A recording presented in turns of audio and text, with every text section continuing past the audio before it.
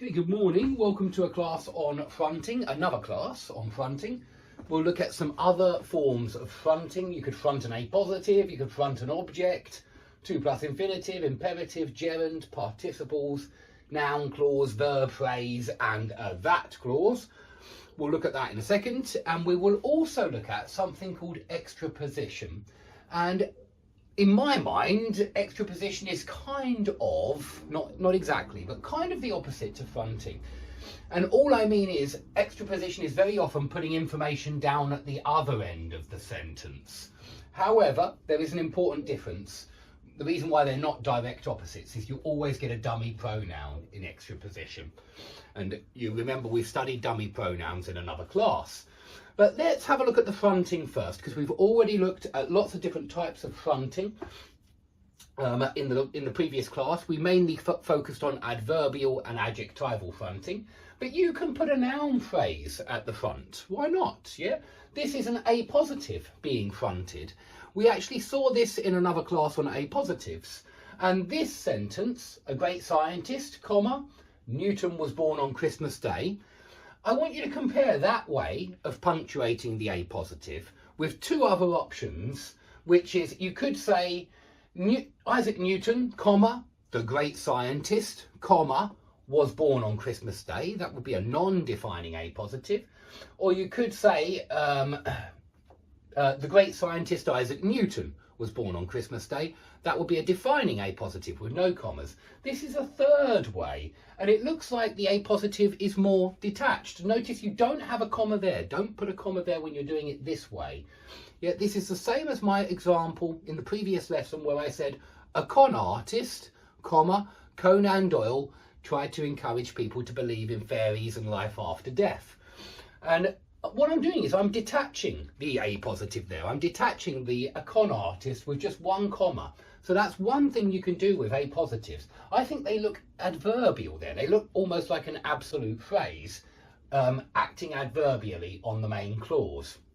Okay, so that's one thing you can front. You can also front the object. What I want you to notice here is you've got subject, verb, object. Yeah, what did you manage to find? You managed to find 3 large conkers, but we can front that object. And when we do, if it's a really long object, you might put a comma in there. You would be well justified in putting a comma in here because the object is fronted before the subject, here's the subject, and the verb, here's the verb, yeah? So when you've got the object fronted before the subject and the verb, you do often see a comma there. But I wanted to show you a little object to show you that sometimes you don't see a comma there. So don't think you always will find one there. You won't, sadly. But here you'll definitely need one. Look at this one. The road leading to the hospital had been closed, comma, I remembered. There's the subject and the verb.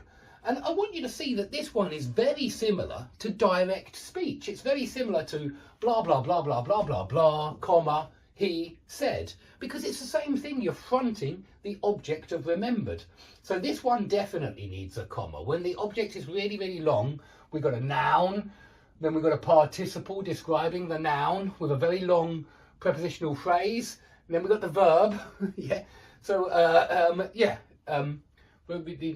the road leading to the hospital had been closed, I remembered. So that's a whole clause, but that's what you remembered, and that's why we need to comma it off from the subject and the verb. I hope that's clear. Yeah, so you can front objects like 3 large conkers and the road, which was leading to the hospital.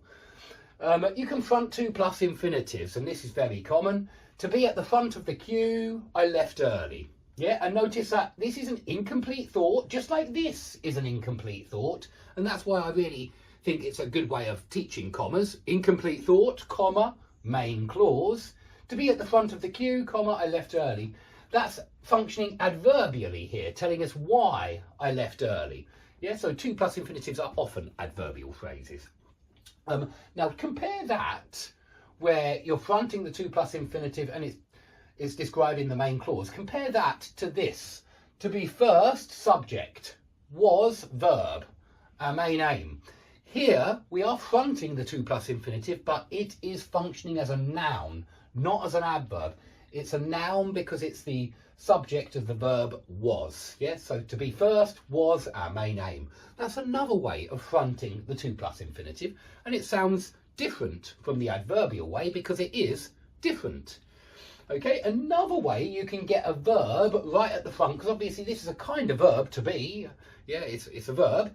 It's just a non-finite verb, yeah, as opposed to a finite verb.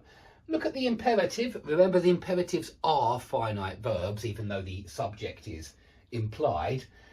When you use an imperative, you normally front the verb, yeah? Wait here, or go to the shops, or I don't know, make me some breakfast, yeah? The make, the go, the lock, they usually come right at the beginning when you give somebody an order. So this is one way of fronting the verb. Lock the door before you leave. Imperatives will always leave a fronted verb. You might have an adverb first, yeah, quietly lock the door before